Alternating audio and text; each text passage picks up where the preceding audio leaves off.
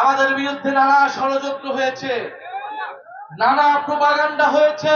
আগামীর ঢাকাতে এনসিপির দিকে আসা এই জনস্রোতকে থামানো যাবে না। আমরা চাই বাংলাদেশের মানুষ যেই সমতা, যেই ন্যায্যতা, যেই মানবিক মর্যাদা এবং ইনসাফ চায়, তার ভিত্তিতেই আমরা এই বাংলাদেশকে নতুন করে গড়ে তুলব, নতুন সংবিধান তৈরি করব। আমরা 30 দিন জুলাই পদযাত্রা করেছি বাংলাদেশের পথে প্রান্তরে। আমাদের বিরুদ্ধে নানা ষড়যন্ত্র হয়েছে, নানা প্রোপাগান্ডা হয়েছে।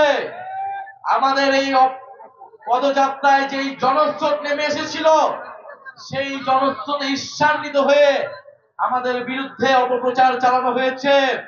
আমাদের বিরুদ্ধে আমাদেরকে বিভিন্ন জায়গায় বাধা দেওয়া হয়েছে, হামলা করা হয়েছে, কিন্তু আমরা থেমে যাইনি। এই পদযাত্রাকে থামানো যায়নি, এই জনস্রোতকে থামানো যায়নি। ইনশাআল্লাহ আগামীর বাংলাদেশে, আগামীর ঢাকাতে এনসিপির দিকে আসা এই জনস্রোতকে থামানো যাবে না।